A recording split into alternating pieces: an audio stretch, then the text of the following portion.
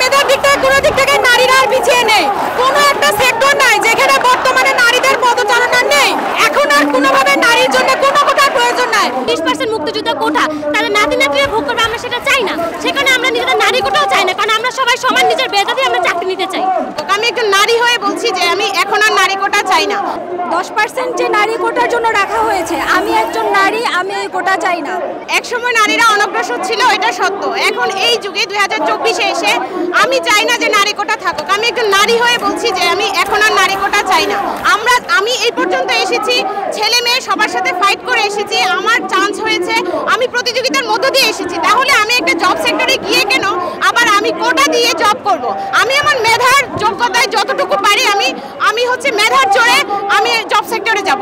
নারীদের জন্য যে কোটাটা দেওয়া হয়েছে সেটাকে আমরা সম্পূর্ণ অ্যাগ্রি করতেছি না। তার কারণ হচ্ছে আমরা যেহেতু স্কুল, কলেজ, ইউনিভার্সিটি লেভেলে নিজের মেধা নিয়ে চলে আসতেছি, তাহলে নারীরা কেন কোটার ভিত্তিতে আসবো? আর যেখানে হচ্ছে নারী পুরুষ সমান সমান, তাহলে আমরা কোটায় কেন আলাদা নিজেদের অসহায়ত্ব সবাইকে দেখাবো যে আমাদের এখানে নারী কোটার দরকার। 250-টিরও বেশি ডিজাইন অপশন নিয়ে ওয়ালটন স্মার্ট ফ্রিজ, বোঝে আপনার প্রয়োজন। আসলে কোটা তো পিছিয়ে পড়া জনগোষ্ঠীর জন্য প্রয়োজন, আমরা যেটা জানি বা হচ্ছে যেরকম উল্লেখ আছে সংবিধানে। কিন্তু আমাদের নারীরা কিন্তু বর্তমানে আর পিছিয়ে পড়া না, তারা সব জায়গায় তাদের হচ্ছে যোগ্যতার স্বাক্ষর রাখছে এবং নারীদের পার্টিসিপেশন কিন্তু আজকে কোনোভাবেই কম না। এই জন্য আজকে আমি একজন নারী হয়েও মনে করছি যে আসলে নারী কোটার দরকারটা নাই। চাই না যেখানে 30% মুক্তিযোদ্ধা কোটা তাদের নাতি নাতনিরা ভোগ করবে, আমরা সেটা চাই না। সেখানে আমরা নিজেদের নারী কোটাও চাই না, কারণ আমরা সবাই সমান নিজের বেতন দিয়ে আমরা চাকরি নিতে চাই। 10% যে নারী কোটার জন্য রাখা হয়েছে, আমি একজন নারী, আমি এই কোটা চাই না। আমরা এই কোটাটা কেন রাখতে হবে? কোটা জিনিসটা মূলত কি? সেটা হচ্ছে অনগ্রসর যারা, তাদের জন্য। আমরা নারী, আমরা কি পিছিয়ে আছি? আমরা পিছিয়ে নেই, আমরা নিজেদেরকে অনগ্রসর ভাবি না। তো আমরা কেন এটার ফায়দা নিব? 30% কোটা মুক্তিযোদ্ধা সেটাও থাকবে না।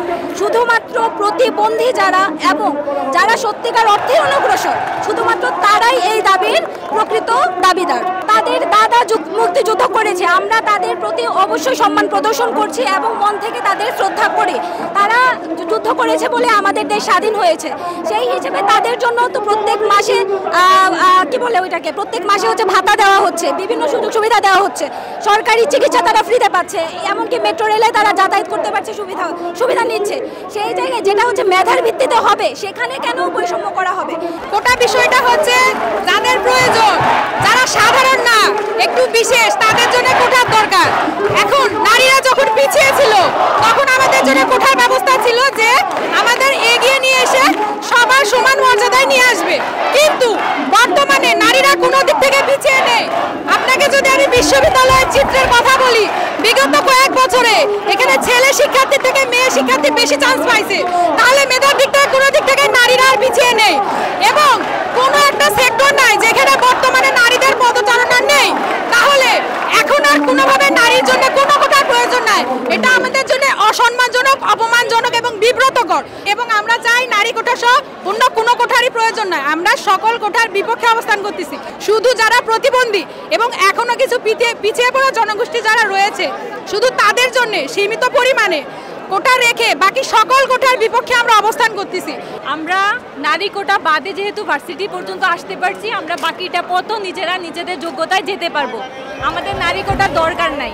তাই সব ধরনের কোটা বাতিল করা হোক, সবাইকে সমান একটা প্রতিযোগিতায় কাউকে অতিরিক্ত কোনো সুবিধা না দেওয়া হোক। তাই আমরা চাই যাতে কোটা আর কামব্যাক না হয়, সবাই সমানভাবে সমান যোগ্যতায় মেধা ভিত্তিতে তারা যাতে চাকরির ফেসিলিটিগুলো পায়।